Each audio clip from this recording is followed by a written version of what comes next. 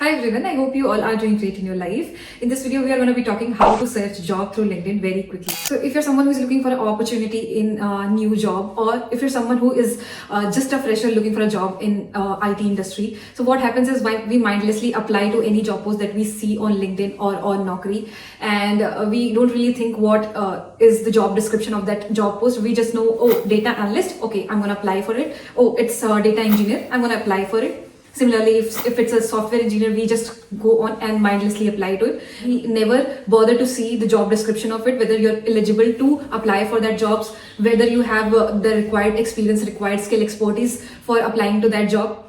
No, we don't see that. We just mindlessly apply because it's kind of easy to apply for such job post, and there is a thing called easy apply. So that's the reason why most of us go on and put that filter of easy apply and just apply to all the jobs, but we never really get any kind of interview calls because of that reason. So I'm going to share some of the top tips that you can use to get that interview calls without wasting a lot of your time in your daily routine. So first things first, you need to be really patient during the entire process of jobs applying. So if you want to see a video on how to get jobs through Naukri, I've already created one, so you can go on the I button and go for that video.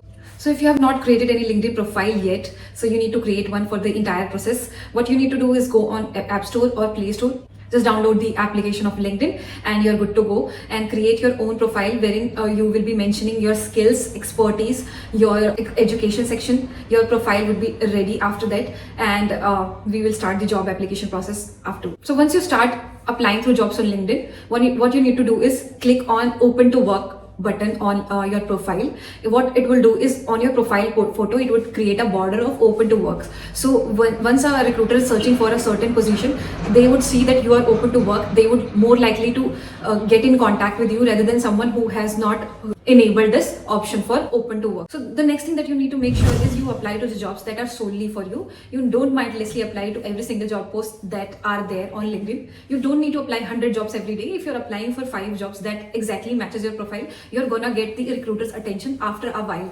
If you have started your job applying procedures just now, just think that after a month you will be noticed by recruiters.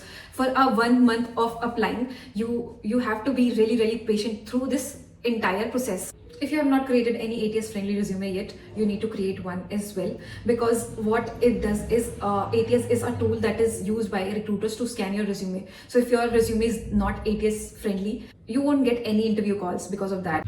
So if you're not aware what is ATS friendly resume, what happens is your job post has certain keywords such as data analysis, data management, data web scraping. So these kind of keywords are used by that ATS scanners. So if those keywords are not present in resume, your resume won't get shortlisted. So you need to make sure, whether in the skill section or in the experience section or your project section, you have to mention these kind of keywords. So creating a resume is as important as learning those skills for this required profile. So if you're missing out on this step, your process would be very tough for you, and your journey would be harder than you thought of. So if you want me to create a ATS friendly resume, let me know in the comment section below. I'd be happy to help you on that. So LinkedIn Premium is free for 1 month, and you might want to check that out. So what happens is LinkedIn has an algorithm of recruiters search on its own. So when a recruiter searches a profile, for example, they have mentioned certain keywords such as Salesforce development. They are looking for, just imagine that they are looking for a Salesforce developer, and they have mentioned these skills: Visual Force, Pages, Salesforce development, Apex, and Triggers. So they have mentioned those keywords, and if your profile matches those keywords and a recruiter searching on LinkedIn, so what they would do is this premium version of LinkedIn would move your profile ahead on that search portal. General psyche is that we go on the top ones, because that's kind of easy. We don't scroll through down a lot of times. So if your profile is generally on top, you will be contacted by that particular recruiter on your own. You will get a message on LinkedIn saying that yes, we are looking for this CRM developer and you are right fit for that position. They would be giving their number, email ID, so you can contact through. If that version is free, you might want to check that out, because I have used that premium version and it kind of benefited me a lot. And similarly, I think that would be beneficial. Another way that you can search a job through LinkedIn is contacting directly to the hiring manager. So what you can do, you have to go to the people section in LinkedIn and search. Let's say you're looking for a job in data engineering. So you mentioned data engineering there, and you will find out that there are a lot of people that are recruiting for that position. So they would be mentioning a border on LinkedIn such as hiring. So they are hiring for data engineering role. Okay, so what you need to do is you have to just contact them. If you cannot contact them directly, just send a follow request to them. If you have messaged 10 people, you would be luckily getting 2 revert back, and that's the thing that most of us do on LinkedIn, and we just directly connect with the hiring manager and that's it. It gets far more easy. So when we see the number of applicants on easy apply job post, we kind of get panicked because like around 1,000 people applying for that one job post could really frustrate at us in this process, and we think that okay, I'm not gonna make it. Okay, I'm looking for a data analyst role and I see like 3,000 people applying for that single job post. How can I compete with those 3,000 people? So because of that, we think that it's near to impossible, but that's not about it. See, a lot of people want things easy. So if it's an easy apply, a lot of us gonna get apply. But if the job process of applying even gets harder, so a lot of us give up then only.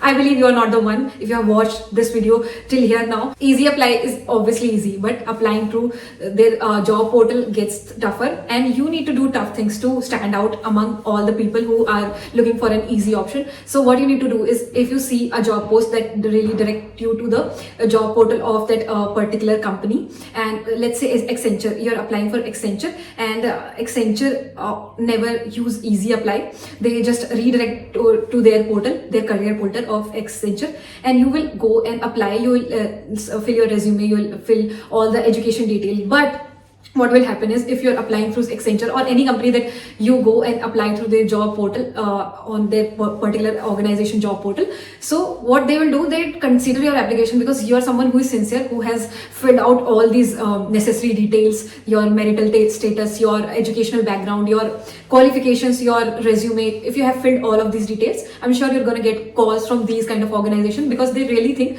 that you are serious for that position. And if you are applying to the position that exactly matches your profile, I'm sure you're going to get. But one thing that you need to keep in mind, that your resume should be ATS friendly. So this is the thing that you need to be really careful of. So alright, this was it for this video. If you have any query, suggestion or doubt, you can write it in the comment section below. I would really appreciate your time in writing such comments. It matters to me and it always encourages me to create more such content in the future. So yeah, bye bye for now until we meet next time.